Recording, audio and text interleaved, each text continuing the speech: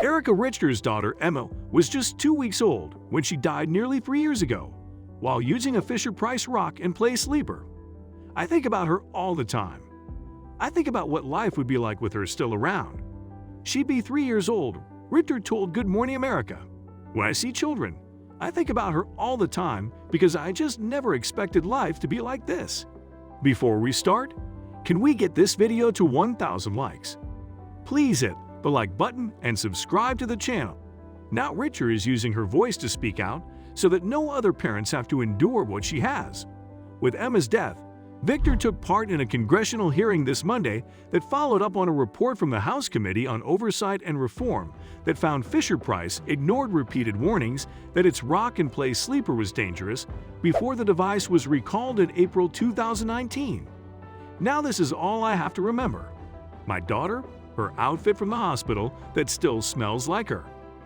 We trusted a name brand, and we were wrong. To the honorable members of this committee, I ask you, would you put your children or your grandchildren in the sleeper? Erica Richter of Portland, Oregon, holds her newborn daughter, Emma, in 2018. The Oversight Committee's report, based on a 20-month investigation, alleged that Fisher-Price failed to adequately consult with pediatricians or take other key steps to ensure the rock-and-play's design was safe before releasing it to the public, and that it ignored multiple warnings from international regulators, pediatricians, and customers that the product was dangerous.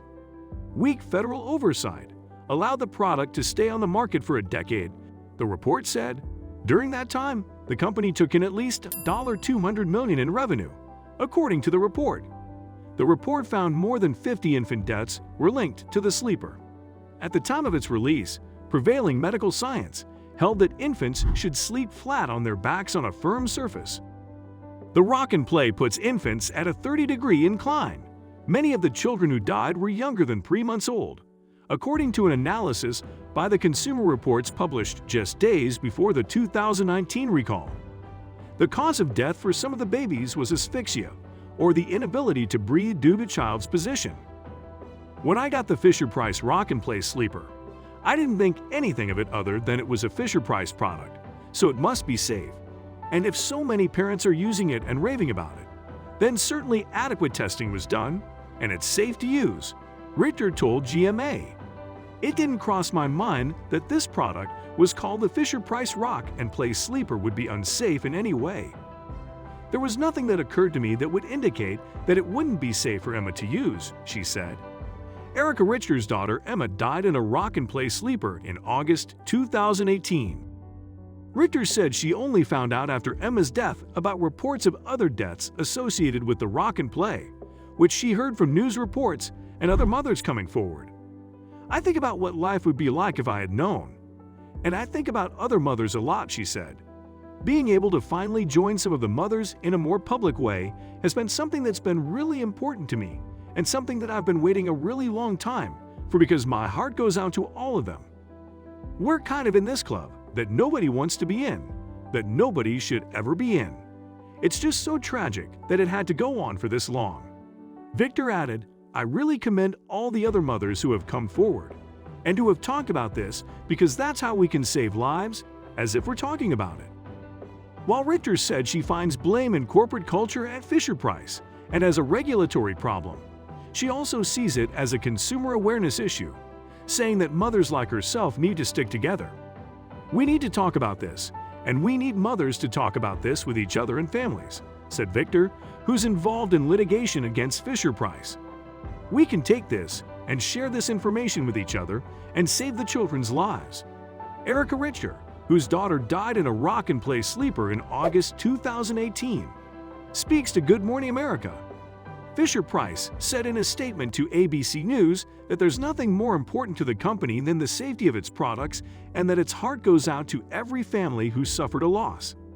The Rock and Play Sleeper was designed and developed following extensive research, medical advice, safety analysis, and more than a year of testing and review.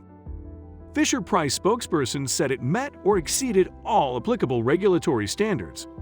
As recently as 2017, the U.S. Consumer Product Safety Commission proposed to adopt an ASTM voluntary standard for a 30-degree, angled inclined sleeper as federal law, independent medical, and other expert analysis verified that the sleeper was safe when used in accordance with its instructions and warnings, the spokesperson said.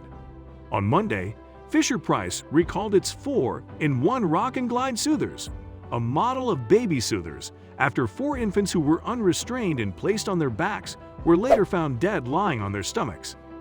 A similar product, the 2-in-1 Soothing Plague Glider, has also been recalled. No deaths have been linked to it. Earlier this month, the Consumer Product Safety Commission approved a new federal rule for infant sleep products that will go into effect in 2022. Products will need to be tested to confirm that the angle of the sleeping surface is 10 degrees or lower, and that they comply with the CBSE safety standards for bassinets and cradles. Richter said she hopes to see an independent authority established to oversee the safety measures of Fisher-Price moving forward. She's calling on Congress to repeal Provision 6B of the Consumer Product Safety Act that she claims allows companies like Fisher-Price to self-regulate.